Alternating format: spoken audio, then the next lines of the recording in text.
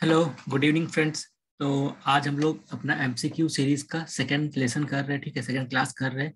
मैंने already 15 question जो था मैंने ग्रुप के अंदर शेयर कर दिया था। अभी हम लोग उसका आंसर्स को डिस्कस करेंगे और देखेंगे कि एमसीक्यू सॉल्व करते टाइम किन किन बातों का ध्यान रखा जाता है। ठीक है, तो स्टार्ट करते हैं। देखो, सबसे पहले क्या है कि हमें एमसीक्यू सॉल्व करते टाइम इस बात का ध्यान रखना पड़ेगा क्या कि हमें सब एमसीक्यू सॉल्व नहीं करना है। ठीक, क्योंकि क्या होता है ना कि अगर मान लो आपके पास 4 ऑप्शन है, अगर उसमें आप तुक्का मारोगे तो चाह मतलब राइट आंसर होने का चांसेस सिर्फ 25% ही रहता है। ठीक है, तो सबसे पहले तो आपको ये डिसाइड करना पड़ेगा कि आपको क्वेश्चन अटेम्प्ट करना ही है कि नहीं है। ठीक, वो कैसे डिसाइड करोगे? तो मतलब क्या, जिस क्वेश्चन के अंदर आप 2 ऑप्शन को आराम से एलिमिनेट कर पाओगे, ठीक है, 2 ऑप्शन को एलिमिनेट कर दोगे, उस क्वेश्चन को आप पक्का अटेम्प्ट करो। ठीक, और क्वेश्चन को तो आपको ये पता चल गया। दूसरा बात क्या होता है, आप एलिमिनेट कैसे करोगे? तो मतलब क्या, क्वेश्चन पढ़कर ऑप्शंस को देखकर सबसे पहले ये सोचो कि इन चारों में से या इन तीनों में से ऐसा कौन सा ऑप्शन है जो कि 100% राइट है या 100% रॉन्ग है। ठीक है, उससे फायदा क्या होगा कि आप आराम से क्वेश्चन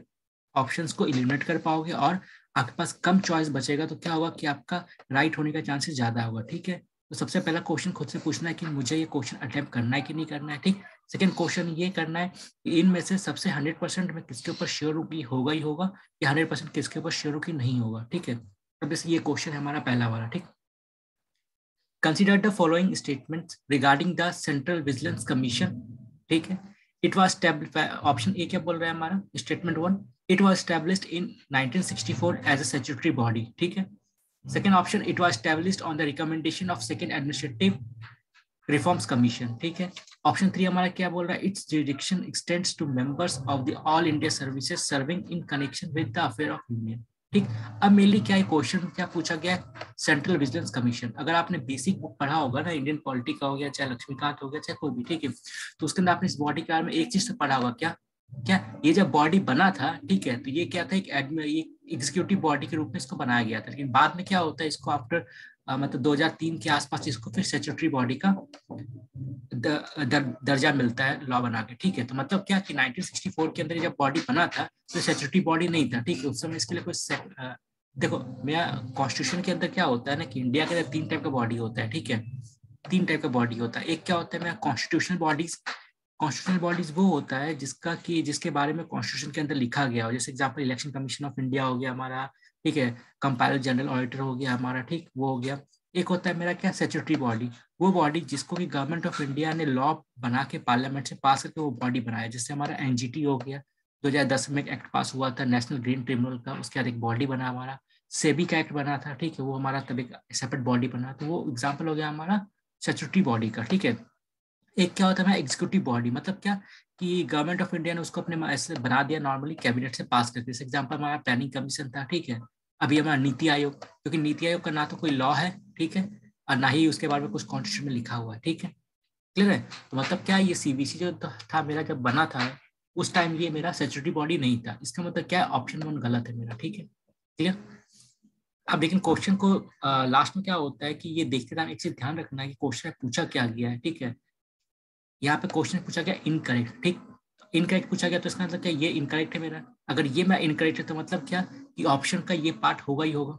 ठीक है, तो ये मैं आराम से लिमिट हो जाता है। ठीक, ऑप्शन 3 देखो एक बार क्या होता है, इस direction extend to the member of all India service commission. CBC के बारे में अगर आपने पढ़ा होगा तो आपको ये पता होगा क्या कि इसका क्या होता है कि group A B C D जो होता है मेरा, ठीक है, गवर्नमेंट जॉब्स के अंदर, उसका अंदर क्या होता है, ये जो मेरी सीबीसी होता है ग्रुप ए के और कुछ कुछ ग्रुप बी के ऑफिसर्स के ऊपर ही कंट्रोल इसका रहता है इन्वेस्टिगेशन का। ठीक है, बाकी सीडी को ये कवर नहीं करता है, तो ये ऑप्शन तो बिल्कुल सही है। अगर ये सही है तो आराम से ऑप्शन 3 को आप एलिमिनेट कर सकते हो, ऑप्शन 3 एलिमिनेट, ऑप्शन 3 एलिमिनेट। ठीक है, सेकेंड ऑप्शन क्या, it was established on the recommendation of the second administrative reform committee. ठीक है, अब आपके पास ऑप्शन ए और बी बच रहा है। ठीक, तो मतलब क्या 1 तो होगा ही होगा, गलत है। ठीक है, क्योंकि यहाँ पे नॉट करेक्ट पूछ रहा है, तो 1 तो गलत है ही मेरा। अब 2 गलत है कि नहीं वो देखना पड़ेगा मेरे को। ठीक, तो एडमिनिस्ट्रेटिव रिफॉर्म्स कमेटी, तो अगर आपने पढ़ा होगा क्या कि एडमिनिस्ट्रेटिव रिफॉर्म कमेटी जो मैं बना था सेकंड वाला, ठीक है, वो 2006 या 7 में बना था मेरा सेकंड एडमिनिस्ट्रेटिव रिफॉर्म्स कमेटी। ठीक, क्लियर है? तो मतलब क्या ये ऑप्शन ही मेरा गलत है। क्लियर है? क्योंकि ये बॉडी बन रहा है 64 में और ये बॉडी स्टैब्लिश हो रहा है मेरा, ये एडमिनिस्ट्रेटिव रिफॉर्म कमेटी मेरा स्टैब्लिश हुआ है 2006-7 के आसपास, तो ये लिंकेज ही नहीं है। ठीक है, तो ये भी मेरा गलत है। तो इसके हिसाब से मेरा ऑप्शन क्या होना चाहिए, ऑप्शन बी। क्लियर? तो देख लेते हैं अब। तो ऑप्शन बी, ठीक है। तो थोड़ा सा वो दे दिया मैंने एक्सप्लेनेशन, लाइक सीबीसी जो है मेरा, ठीक है, वो एक एग्जीक्यूटिव अथॉरिटी है, मतलब पार्लियामेंट ने से कोई लॉ पास नहीं हुआ है, ना ही कॉन्स्टिट्यूशन के बारे में के अंदर इसके बारे में लिखा हुआ है। सिंपली गवर्नमेंट ने एक एग्जीक्यूटिव ऑर्डर पास करके इसको बनाया, लेकिन बाद में गवर्नमेंट को लगा कि नहीं, इसको कुछ पावर देना चाहिए, इसीलिए 2003 के आसपास इसको एक सेपरेट एक्ट बना के इसको एक स्टैट्यूटरी बॉडी बनाया गया था, ठीक। तो मतलब क्या, सेंट्रल विजिलेंस कमीशन जो है मेरा, ठीक है, वो एक स्टैट्यूटरी बॉडी है, लेकिन जब वो बना था उस समय वो एग्जीक्यूटिव बॉडी था। बाद में 2003 के आसपास एक उसको एक्ट बना के एक स्टैट्यूटरी कमेटी बना दिया जाता है, ठीक है। उसके बाद ये किसके रिकमेंडेशन बना था, ये संतनाम कमेटी के रिकमेंडेशन बना था, ठीक है। तो इसका जो जुरिडिक्शन होता है कहाँ, ऑल इंडिया सर्विसेज हो गया, ठीक है, ग्रुप ए ऑफिसर्स हो गया, इनके ऊपर रहता है ना। तो देखा हमने कैसे हम लोग अगर ऑप्शंस को एलिमिनेट करते तो हमारा काम थोड़ा इजी हो जाता है। तो देखते हैं क्वेश्चन नंबर 2, ठीक। Consider the following statements regarding the amendment of the constitution under article 368, ठीक। अब क्या होता है, कॉन्स्टिट्यूशन का जो अमेंडमेंट होता है ना, तो कुछ अमेंडमेंट ऐसे होते हैं मेरे जो 368 के अंदर होते हैं, ठीक है, जिनके लिए मेरे को स्पेशल मेजोरिटी चाहिए, ठीक। और कुछ अमेंडमेंट ऐसे होते हैं जो जिनको कि 368 के अंदर हमको नहीं करना पड़ता है, ठीक। मतलब क्या, अमेंडमेंट जो होता है वो दो टाइप का होता है, आउटसाइड 368 भी होता है और इनसाइड 368 भी होता है, ठीक। जो 368 के आउटसाइड होता है वो सिंपल मेजोरिटी से पास होता है, लेकिन जो 368 के अंदर अमेंडमेंट होता है मेरा, वो दो टाइप का स्पेशल मेजोरिटी से पास होता है। स्पेशल मेजोरिटी में दो टाइप का होता है, एक क्या होता है कि पार्लियामेंट के अंदर 2/3 मेजोरिटी, ठीक है, और एक क्या होता है पार्लियामेंट के अंदर 2/3 majority plus half of the state का। क्लियर है। अब देखते हैं इस क्वेश्चन के बारे में। The bill for the amendment of the constitution can not be introduced by private member, option A मेरा है, ठीक। The bill must be pass in each house by simple majority, option 3, there is no provision for holding a joint sitting for the purpose of amendment bill, ठीक। अब देखो सबसे पहला चीज यहाँ पे क्या देखना है कि ऑप्शन में क्या पूछ रहा है, क्वेश्चन में करेक्ट या इनकरेक्ट पूछ रहा है, करेक्ट। अब क्या करूंगा मैं कि यहाँ पे वो ऑप्शन में चूज करके निकालूंगा जिसके ऊपर मैं 100% श्योर हूँ या फिर 100% इनश्योर हूँ, ठीक है। ये होगा ही होगा 100% या फिर नहीं होगा, ठीक। तो पहला बात तो ये, अगर आपने कॉन्स्टिट्यूशन अमेंडमेंट पढ़ा होगा तो आपको ये पता होगा क्या कि इसको पास करने के लिए सिंपल मेजोरिटी से काम नहीं चलेगा, ठीक है। तो ये मेरा ऑप्शन गलत हो गया, ठीक है। ऑप्शन 2 अगर मेरा गलत हो गया तो आप क्या करोगे कि ऑप्शन 2 जहां जहां है उसको आप एलिमिनेट कर दोगे, ये निकल गया आपका आंसर, बाकी को पढ़ने की जरूरत भी नहीं है। तो इसलिए क्या होता है, जरूरत नहीं होता है कि बहुत बार क्या होता है ना, एग्जाम के अंदर हमारे पास ऑप्शंस के बारे में सफिशिएंट नॉलेज नहीं होता है। नेचुरल सा बात है, सबके साथ होता है, ठीक है। ये हमें सब क्वेश्चन करने पता नहीं होता है, लेकिन हम आराम से 3 से 4 ऑप्शन के बीच में आराम से श्योर कर सकते हैं कि ये होगा ही होगा या फिर ये नहीं होगा, ठीक है। तो वो काम करने से यहाँ पे मेरे को ये और ये पढ़ने की जरूरत ही नहीं है, बिकॉज ऑप्शन 2 मेरे को श्योर पता है कि ये नहीं होने वाला है। तो आराम से मैंने इसको लिमिट किया, मेरा आंसर निकल गया, ठीक है। और ये वाला सही ऑप्शन है कि प्राइवेट मेंबर भी कॉन्स्टिट्यूशन अमेंडमेंट पेश कर सकता है, और प्लस कॉन्स्टिट्यूशन अमेंडमेंट बिल जब पेश होगा ना तो उसको अलग अलग हाउस में स्पेशल मेजोरिटी से पास करवाना पड़ेगा, ठीक है। ऑर्डिनरी बिल के केस में क्या होता है कि अगर मान लो दोनों हाउस में पास नहीं हुआ तो आपने एक जॉइंट सेटिंग बिठाया और पास कर लिया, लेकिन कॉन्स्टिट्यूशन अमेंडमेंट बिल और मनी बिल के केस में ऐसा नहीं होता है, ठीक है।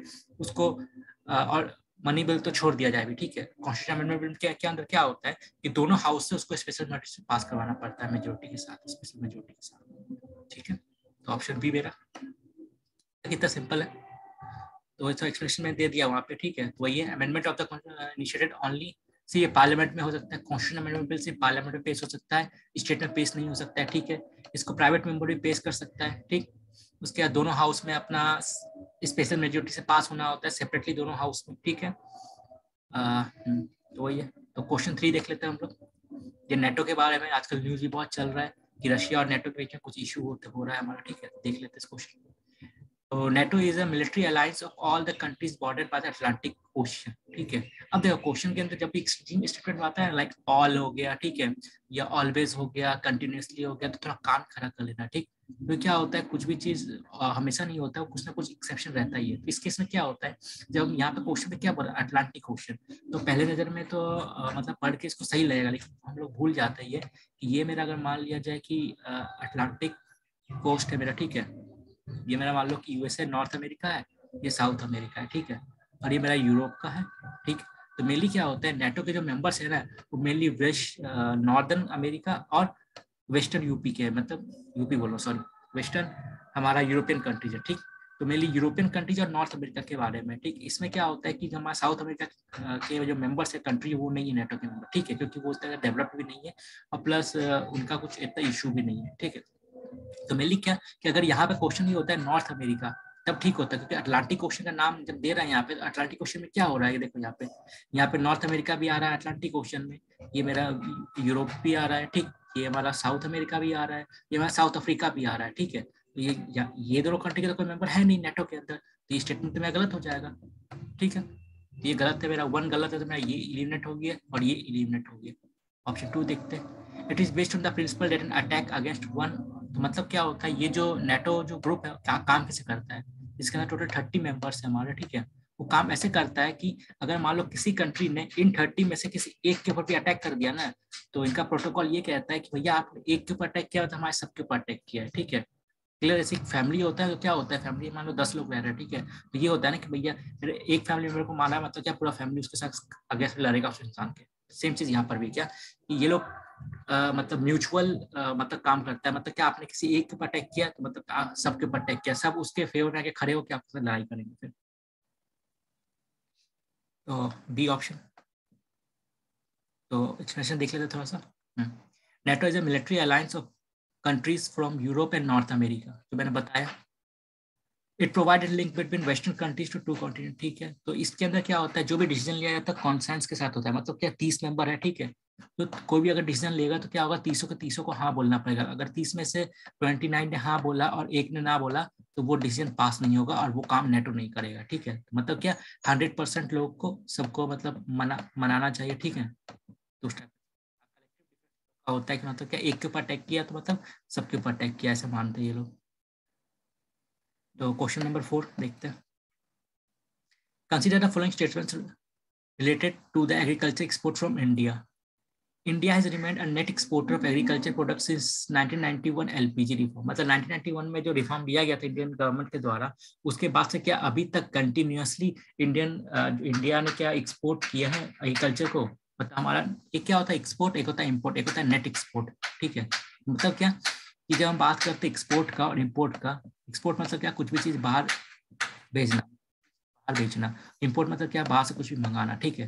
तो बात करते हैं हम लोग नेट एक्सपोर्ट का, तो मतलब क्या होता है कि नेट आपने मान लो कि आपने 100 रुपए का चीज बाहर बेचा है, ठीक है, और उसके बदले में क्या होता है 80 रुपए का चीज ही आपने मंगाया है बाहर से, तो मतलब क्या 20 रुपीज आपका नेट एक्सपोर्ट हो रहा है कि 20 रुपीज का फायदा आपको हुआ, ठीक। तो वही होता है कि क्या एग्रीकल्चर का इंडिया नेट एक्सपोर्टर है, नेट एक्सपोर्टर है रहा है 1991 से। तो देखो ये क्वेश्चन जो है डायरेक्टली इकोनॉमिक सर्वे से उठाया गया है, ठीक है। तो इकोनॉमिक सर्वे से डायरेक्टली उठा लेते हैं क्वेश्चन, बोलो इकोनॉमिक सर्वे बहुत इंपॉर्टेंट है प्रिपरेशन के लिए, उसको पढ़ना है, ठीक। हाँ, तो ये ऑप्शन देख रहे हैं हम लोग, ठीक है। इंडिया से global export of agriculture commodity is one of the highest, ये एक ऑप्शन है मेरा। India export basket is dominated by basmati and marine products, ये। अब देखो, अब क्या अगर थोड़ा सा अगर पढ़ा होगा इकोनॉमिक्स तो आपको ये पता होगा क्या इंडिया का जो एक्सपोर्ट होता है हार्डली 2% के आसपास है वो इंटरनेशनल मार्केट के अंदर, ठीक। तो मतलब क्या ये जो बोला गया one of the biggest agriculture products मतलब कमोडिटी जो इंडिया एक्सपोर्ट करता है, नहीं। सबसे पहले तो बात ये कि इंडिया जो है चाइना से सभी एग्रीकल्चर कमोडिटीज हो गया चाहे मिनरल्स हो गया उसमें पीछे है, ठीक। तो वन ऑफ द हाईएस्ट तो होगा नहीं, ठीक है। और सेकंड चीज हम लोग को पता है कि 2 या 3% इंडिया का ही, हार्डली 2% ही है एक्सपोर्ट मार्केट के अंदर इंडिया का। तो ऑप्शन 2 तो मेरा गलत है, ठीक है। तो ऑप्शन 2 मेरा गलत है, तो ये मेरा चला गया, ये मेरा चला गया, ये और ये मेरा बचा, तो 3 मेरा सही होगा ही होगा। ऑप्शन 1, तो ये डायरेक्टली स्टेटमेंट उठाया गया इकोनॉमिक सर्वे से, तो ये हालांकि सही है, ठीक है, कि 1991 से हम लोग नेट एक्सपोर्ट कर रहे हैं एग्रीकल्चर के अंदर। तो ऑप्शन मेरा यहाँ हो जाता है डी, ठीक है।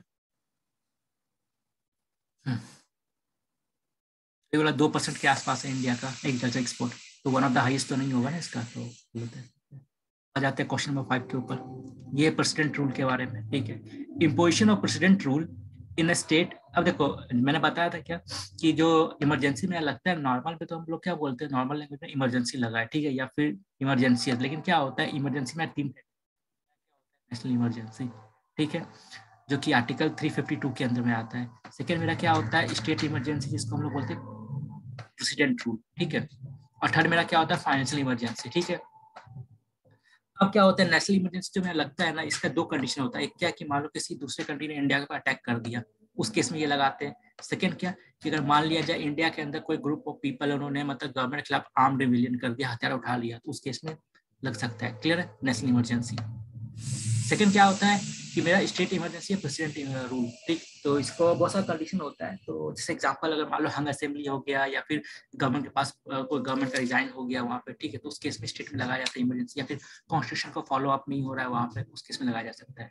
और फाइनेंशियल इमरजेंसी, जब फाइनेंशियल मतलब क्रंच आ जाए इंडिया के अंदर, तब आज तक वैसे फाइनेंशियल इमरजेंसी कभी लगा नहीं, ठीक है, इंडिया के अंदर। हाँ, तो इस क्वेश्चन में जो बात किया गया प्रेसिडेंट रूल 356 आर्टिकल का, ठीक। तो देखते क्या imposition of president rule in a state would be improper under which of the following situation। मैंने बता ही दिया इसका आंसर। तो in case of hung assembly ये तो होगा ही होगा, ठीक है, मैंने ये बताया ही है। तो वन आपका श्योर हो कि वन होगा ही होगा। ये ऑप्शन कट गया मेरा, ये ऑप्शन कट गया, ठीक है। सेकंड क्या है, अब मेरा क्या पता है, वन ऑप्शन तो मेरा सही है, अब 2 और 3 में से एक ही सही होने वाला है, ठीक है। तो मतलब क्या, when a ministry resign and no other party, ये तो मैंने ये बताया ही है, ठीक है। 2 होगा ही मेरा, क्लियर।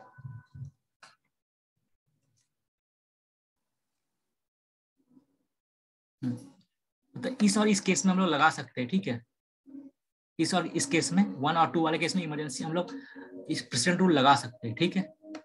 इस केस में क्या होता है, माल मतलब क्या कि अगर मान लो कोई स्टेट गवर्नमेंट के अंदर करप्शन हो रहा है, एडमिनिस्ट्रेशन अच्छा नहीं हो रहा है, तो उस केस में हम लोग करप्शन के चार्ज को लेकर हम लोग इमरजेंसी वहां पर नहीं लगा सकते, ठीक है। तो मतलब क्या इस 2 केस में हम लोग लगा सकते हैं, इस केस में हम लोग नहीं लगा सकते, ठीक है।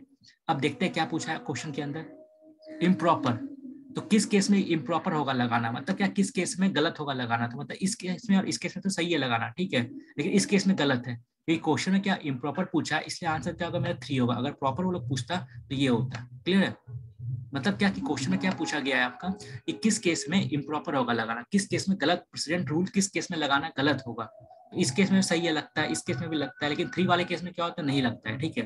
क्योंकि क्वेश्चन में इम्प्रॉपर पूछा है, इसलिए आंसर 3 होगा। अगर प्रॉपर पूछता वो लोग तो ऑप्शन ए होता है, ठीक है। तो देखते हैं हम लोग क्वेश्चन नंबर 6 का, ऑप्शन बी, चलो, क्योंकि इम्प्रॉपर पूछा था उसने। क्वेश्चन 6 देख लेते हैं। Which of the following statement is correct in the context of constitutional reform introduced by the British through various act? ठीक है, तो अब ये क्या है, ये सब जो एक्ट वगैरह है उसको अच्छे से देख लेना, ठीक है। तो सेम चीज हम लोग क्या करेंगे, हम लोग यहाँ पे ये ऑप्शन फाइंड आउट करेंगे कि कौन सा ऑप्शन 100% सही है या 100% गलत है मेरा, ठीक है। चलो देखते हैं फिर। अब देखो, अब सबको देखते हैं हम लोग क्या, हाँ, ऑप्शन 1 देखो, government of India act 1935 introduce directory at the centre. क्या होता है, 1919 का जो हमारा एक्ट था, उस एक्ट में क्या था, प्रोविंसेस के अंदर डायरेक्टरी लाया गया था, ठीक है। लेकिन क्या होता है 1935 के एक्ट में क्या होता है कि जो प्रोविंसेस में लाया गया था 1919 के अंदर में, उसको हटा के लोग सेंटर में डायरेक्टरी लाता है, ठीक है। डायरेक्टरी का मतलब क्या होता है, 2 रूल टाइप का, ठीक, कि एक रिजर्व लिस्ट होगा, ठीक है, और एक होगा कि जो इलेक्टेड गवर्नमेंट को दिया जाएगा, एक गवर्नमेंट के पास एक लिस्ट रहेगा अपना, दोनों का अलग, मतलब एक टाइप से वर्क डिवाइड होगा।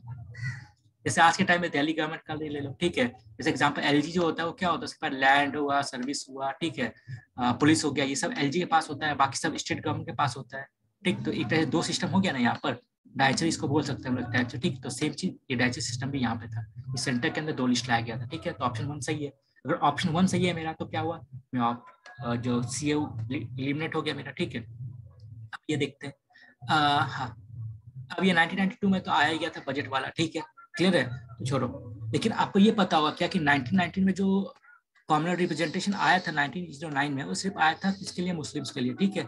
बाद में क्या होता है, उसको और बढ़ा के 1919 के अंदर, ठीक है, बाकी को सिख लोगों को, वुमेन लोगों को, एंग्लो इंडियंस को दिया जाता है 1919 में, ठीक है। लेकिन 1909 में सिर्फ मुस्लिम्स को दिया जाता है कॉमनल रिप्रेजेंटेशन, 1909 में। और 1919 में दिया जाता है औरतों को दिया जाता है, सिख को दिया जाता है, एंग्लो इंडियंस को दिया जाता है, ठीक है। और आगे चल के कोशिश किया जाता है कि मतलब जो दलित कास्ट है उनको भी दिया जाए, ठीक। हालांकि वो नहीं हो पाता है बिकॉज ऑफ पूना एक्ट, ठीक, जो भी हो।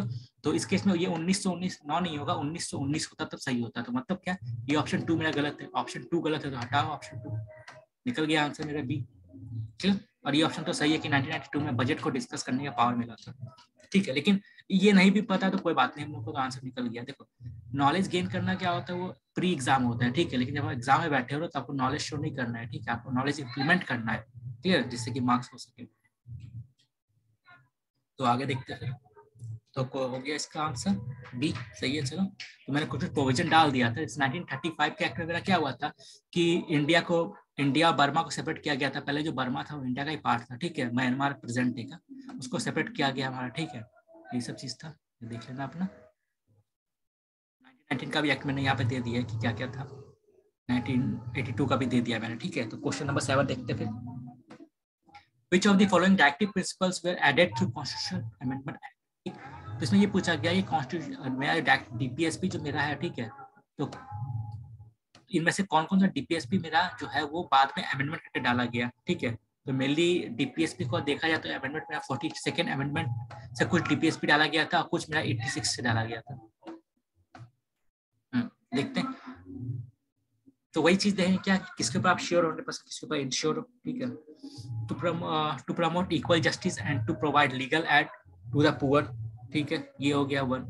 तो ये याद होगा क्या कि जब हमारा 44th अमेंडमेंट हुआ था, ठीक है, उसमें 39A के आसपास। देखो कोई भी आर्टिकल अगर आपको याद होगा कि ए बी सी डी के अंदर दिया गया है, मतलब क्या उसको बाद में ऐड किया गया कॉन्स्टिट्यूशन के अंदर, ठीक है।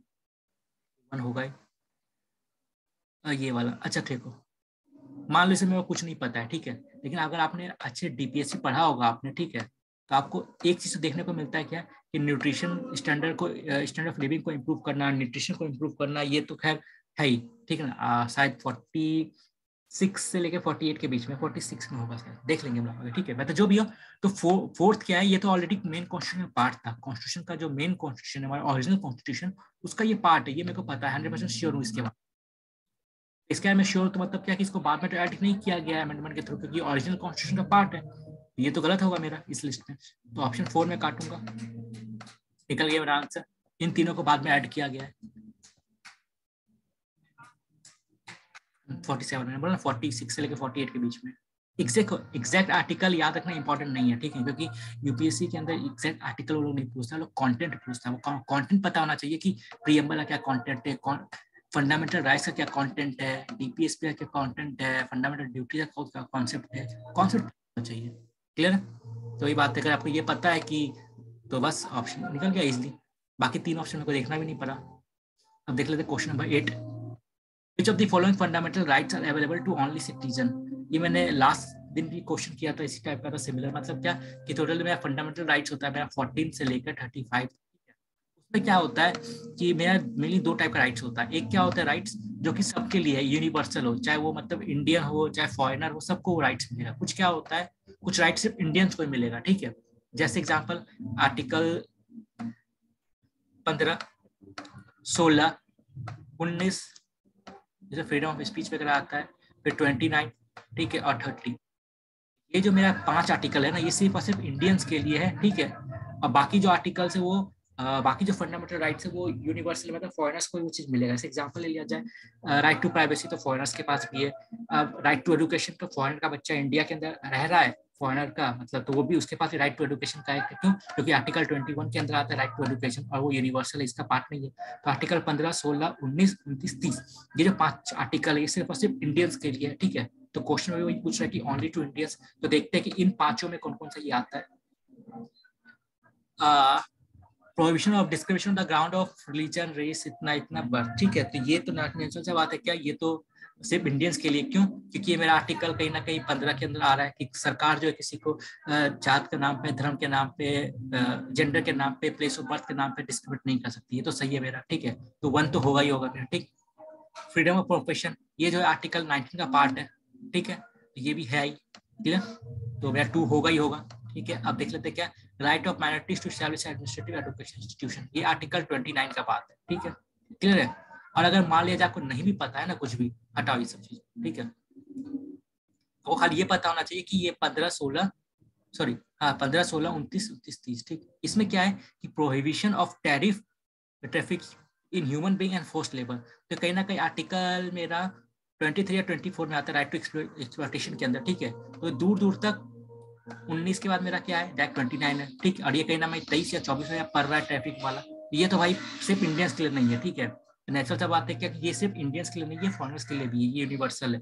ये तो होगा नहीं सिर्फ ओनली इंडियंस के लिए। ये 4 काटो, 4 काटो तो आपको बिना पढ़े ऑप्शन ए मिलेगा राइट आंसर, ठीक है। तो ये मिलेगा 15, 16, 19, 29, 30। अब क्वेश्चन नंबर 9 देख लेते क्या, consider the following statement regarding uniform civil code. तो आर्टिकल 44 के अंदर आता है, ठीक है। डीपीएसपी है, गवर्नमेंट का ये फर्ज बनता है कि वो मतलब एक टाइप से कॉमन लॉ सबके लिए बनाए, ठीक है। क्लियर? तो ये है उसका। तो अब देखते हैं इसके बारे में क्या क्वेश्चन है। तो आर्टिकल 44 मैंने बता ही दिया, ठीक है। तो ये तो सही होगा ही मेरा, तो 1 मेरा अगर सही है तो ऑप्शन बी में एलिमिनेट हो जाता है, ऑप्शन डी एलिमिनेट हो जाता है मेरा, ठीक। अब ये देखना कि at present Gujarat is only state in UCC, क्या अकेला इंडिया के अंदर, क्या अकेला गुजरात ऐसा स्टेट है जहाँ पे यूनिफॉर्म सिविल कोड है, ठीक है। तो पहला नजर में क्या होगा कि यहाँ पे अगर आप पॉलिटिकली बायस है, ठीक है, या भक्त है, तो क्या लगेगा कि गुजरात के अंदर तो होगा ही होगा, ठीक है। तो लेकिन ऐसा नहीं है, सिर्फ एक ही इंडियन स्टेट है, ठीक है, जो यहाँ पे यूनिफॉर्म सिविल कोड अप्लाई करता है, वो यहाँ पे गोवा, क्योंकि वहाँ पे पुर्तगाल जो थे उनका रूल था, तो उन्होंने यूनिफॉर्म सिविल कोड बनाया था जो आज भी वहाँ पे इम्प्लीमेंट होता है, ठीक। तो Goa is the only state in India, ठीक है, जहाँ पर यूनिफॉर्म सिविल कोड लगता है, ठीक। तो ऑप्शन 2 मेरा गलत है, ऑप्शन 2 गलत हो गया, तो मेरा option A is the right answer.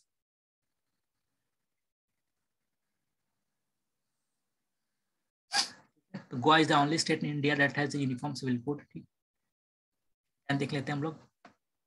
तो consider following statement with respect to the preamble of the constitution, ठीक है। प्रीएम्बल के अंदर क्या क्या चीज है।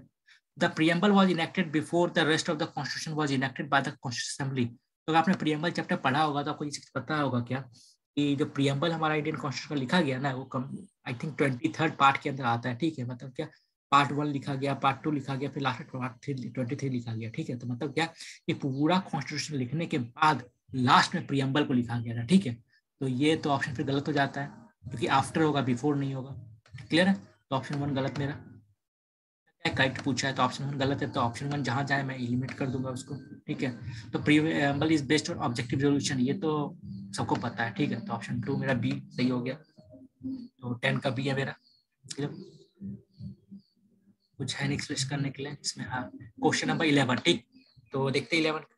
तो ये करंट अफेयर्स या फिर रिसेंट में जो गवर्नमेंट का पॉलिसी आया था रेयर डिजीज को लेकर, ठीक है।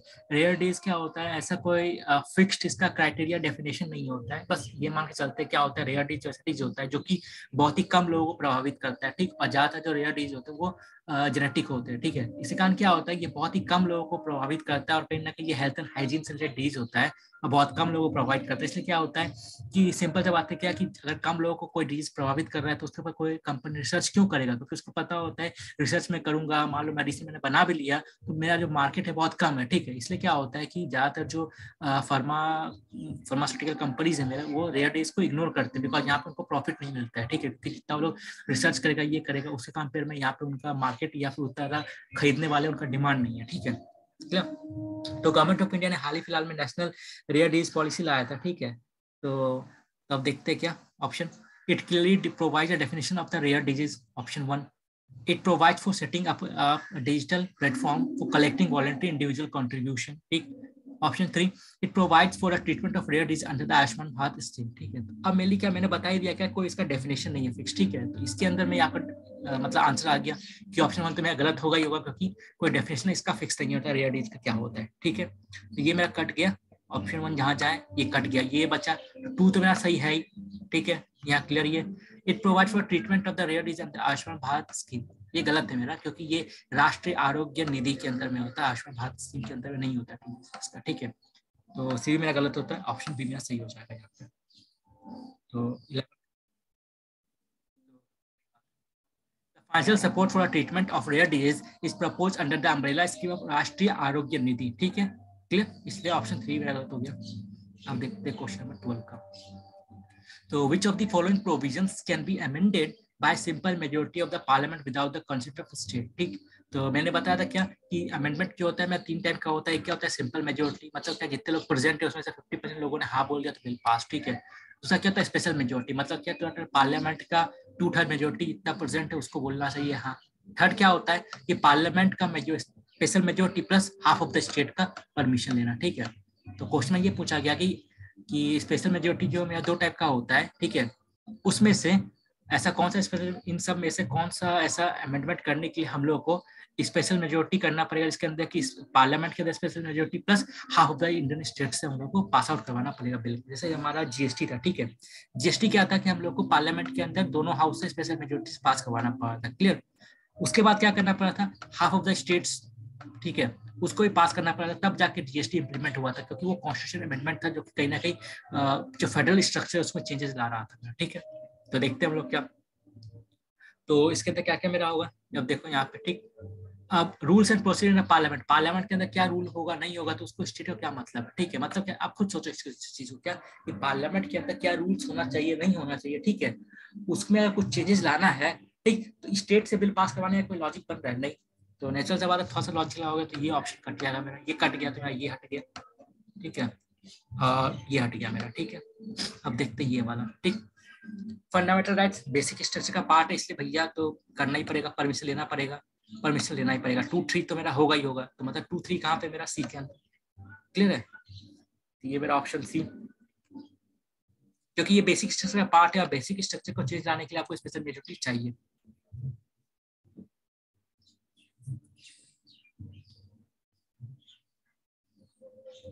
लेकिन सभी बेसिक स्ट्रक्चर को चेंज नहीं कर सकते, वो भी देखना पड़ेगा कि वो जो कोर बेसिक स्ट्रक्चर उसको चेंज करता है कि नहीं करता है, ठीक है, तो मतलब हम लोग कॉन्स्टिट्यूशन के अंदर कुछ भी चेंज कर सकते हैं, लेकिन शर्त ये कि उसका जो कोर बेसिक स्ट्रक्चर है उसको वो अफेक्ट नहीं करना चाहिए। तो ये लिस्ट में दे दिया है क्या कि 368 के बाहर कौन कौन से अमेंडमेंट हम लोग कर सकते हैं, लाइक वगैरह हो गया, इंग्लिश लैंग्वेज का यूज करना हो गया, ठीक, ये सब चीज, तो किस किस चीज को करने के लिए हम लोग को स्पेशल मेजॉरिटी चाहिए उसको मैं दे दिया यहाँ पर, ठीक है, एक बार देख लेना आप, इस पीडीएफ से इजी है, कुछ नहीं है। तो क्वेश्चन 13 देखते हैं हम लोग क्या, which of the following fundamental rights protect individual against both state and private individual action।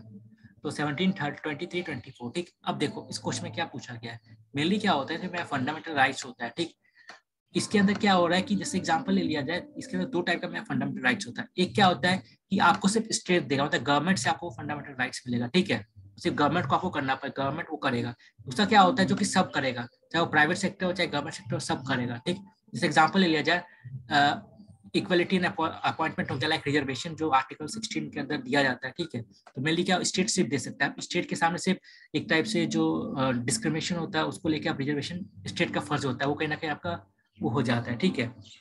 अब जैसे एग्जांपल पब्लिक पार्क हो गया, ठीक, वहां पे जाना आना, तो वो कहीं ना कहीं अगर पब्लिक पार्क गवर्नमेंट का बना है तो आपको कोई मना नहीं कर सकता वहां जाने से, वो आपका राइट से जाना, ठीक है, अगर कोई रोकता है तो आपका फंडामेंटल राइट्स का वायलेशन होता है, ठीक है, क्लियर है, क्योंकि पब्लिक स्पेस में आपको जाने से रोक रहा है, क्यों, क्योंकि स्टेट का आप कहीं ना कहीं अगेंस्ट आप राइट मिल रहा है, स्टेट का काम है कि वो इंश्योर करना आपको, ठीक है।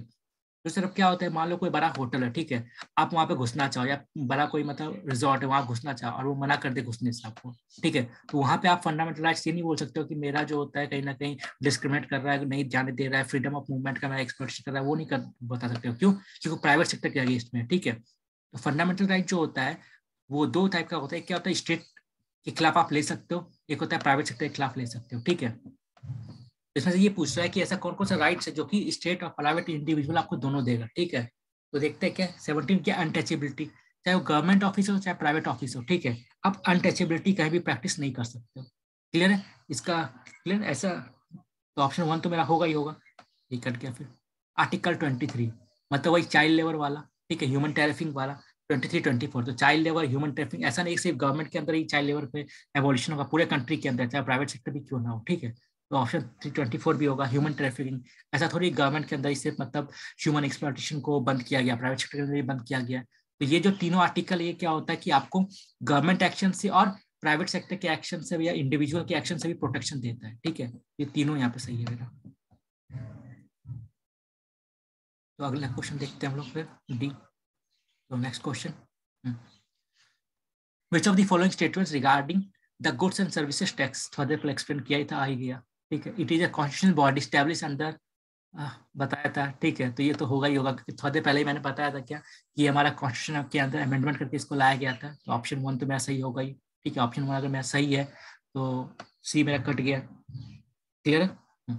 देखते हैं the decision of the council must be approved by the half of its total strength.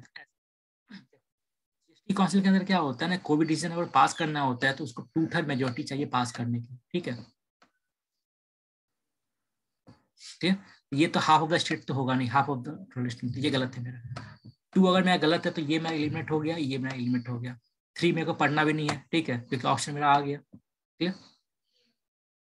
और यहाँ पे क्या होता है थर्ड पता एक्सप्लेन कर ही देता हूँ, तो मेनली क्या होता है ना कि यहाँ पर जो हर स्टेट को जो वोटिंग पावर मिलता है ना हर स्टेट का इक्वल होता है, मतलब क्या ऐसा नहीं कि अगर यूपी का पॉपुलेशन ज्यादा है तो वहाँ के स्टेट का ज्यादा वोट का वैल्यू होगा, सिक्किम में कम होगा, ऐसा नहीं, अगर चाहे यूपी हो चाहे सिक्किम हो चाहे गोवा हो, हर स्टेट का वैल्यू का वोट वही होता है, मतलब 1 स्टेट 1 वोट इस टाइप से होता है।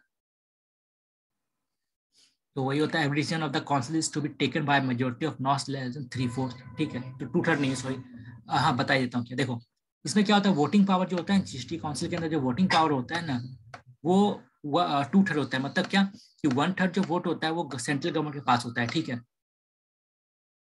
जो वोटिंग पावर होता है वो होता है स्टेट गवर्नमेंट के पास, मतलब कंबाइंड स्टेट को मिला, ठीक। ये होता है वोटिंग पावर। और कोई बिल को अगर पास करना हो ना तो 3/4 मेजोरिटी चाहिए, मतलब क्या 75% वोट चाहिए, ठीक है। तो ये है उसका चीज, ठीक है। तो वो होता है क्या कि vote share of each state is the same. तो आज का लास्ट क्वेश्चन है हमारा, consider the following statement regarding the difference between the Indian and the British polity, ठीक है। तो इंडियन पार्लियामेंट और ब्रिटिश पार्लियामेंट सिस्टम के अंदर क्या डिफरेंसेस है उसके बारे में क्वेश्चन है हमारा, ठीक है। Indian Parliament, the Indian system is based on the doctrine of sovereignty of Parliament, while the Parliament is not supreme in Britain. ठीक है. India does not have the have the system of legal responsibility of the minister, but Britain has it. ठीक. अब देखो option 1 क्या बोल रहा है, क्या इंडियन पार्लियामेंट के अंदर सॉवरेनिटी ऑफ पार्लियामेंट है, पार्लियामेंट का इंडिपेंडेंट है, या फिर अपने मनमाने तरीके से कुछ भी बना सकता है रूल्स। तो आंसर होगा नहीं। इंडिया के अंदर सॉवरेनिटी जो पीपल्स के पास है और कॉन्स्टिट्यूशन के पास है। मतलब क्या पार्लियामेंट कुछ भी कर सकता है, लेकिन वो फंड जो कॉन्स्टिट्यूशन है ना उसके वैल्यू या बेसिक स्ट्रक्चर इसमें नहीं जा सकता है, ठीक है। तो इंडिया का जो पार्लियामेंट है वो सॉवरेन नहीं है, ठीक है। वही लेकिन ब्रिटेन के अंदर क्या है ना कि वहाँ का पार्लियामेंट सॉवरेन है। मतलब क्या वहाँ का पार्लियामेंट कुछ भी लॉ बना सकता है, ठीक है। वहाँ पार्लियामेंट सुप्रीमेसी ऑफ पार्लियामेंट है, लेकिन इंडिया के अंदर सुप्रीमेसी ऑफ कॉन्स्टिट्यूशन है, ठीक है। ऑप्शन 1 मेरा गलत, ऑप्शन 1 गलत, तो ये एलिमिनेट, मेरा ये एलिमिनेट। ऑप्शन 2 मेरा क्या कह रहा है, India does not have the system of legal responsibility of the minister but Britain has it. India के अंदर मिली क्या होता है ना, एक एमपी है, एक एमएलए असेंबली के अंदर या पार्लियामेंट के अंदर कुछ भी बोल सकता है, कुछ भी बिल पास कर सकता है, ठीक ना। तो उसके ऊपर लीगल रिस्पॉन्सिबिलिटी नहीं आता है अगर कुछ गलत हो जाए। क्यों? पहला बात तो क्या कि कुछ भी बिल साइन होता है, चाहे वो पार्लियामेंट में हो चाहे स्टेट असेंबली में हो, उसके ऊपर जो साइन होता है ना वो प्रेसिडेंट करता है या गवर्नर करता है, ठीक है। क्लियर है। तो पहला बात तो क्या कि उसको साइन नहीं करना पड़ता इंडिया के अंदर मेंबर्स को, ठीक। तो नेचुरल सा बात है, अगर कुछ गलती होगा तो ठीकरा जो होगा वो मिनिस्टर के ऊपर नहीं फोड़ा जा सकता है, बिकॉज उसका लीगल रिस्पॉन्सिबिलिटी नहीं होता है, ठीक है। कुछ गलत भी बोले पार्लियामेंट के अंदर तो उसके ऊपर कोई लीगल एक्शन नहीं हो सकता। लेकिन ब्रिटेन के अंदर ऐसा होता है कि वहां पर जो भी पार्लियामेंट में बिल पास होता है ना, वहाँ क्या होता है मेंबर्स को उसके ऊपर साइन करना पड़ता है। इसलिए अगर कुछ गलत होता है ना तो मतलब उस मेंबर के ऊपर केस चल सकता है, ठीक है। लेकिन या उसने कुछ गलत बोला पार्लियामेंट के अंदर तो उस पर केस चल सकता है, बट इंडिया में नहीं होता, क्योंकि ब्रिटेन के अंदर क्या होता है मिनिस्टर्स का लीगल रिस्पॉन्सिबिलिटी होता है असेंबली के अंदर, पार्लियामेंट के अंदर, बट इंडिया में ऐसा चीज नहीं है, ठीक है। तो ऑप्शन मेरा 2 सही है, तो इसका ऑप्शन मेरा बी हो गया, ठीक है। तो दैट्स ऑल। तो फिर 15 क्वेश्चन हम लोग को देखते हैं, ठीक है। अगले क्लास में फिर 15 क्वेश्चन हम लोग और करेंगे। तो डेली ऐसे ही मैं क्वेश्चंस पोस्ट करूंगा, जो एग्जाम ओरिएंटेड क्वेश्चंस होगा मेरा, मैं ग्रुप के अंदर पोस्ट कर दूंगा। देन फिर हम लोग फिर आफ्टर आंसर की उसको डिस्कस कर लेंगे, ठीक है। तो थैंक यू।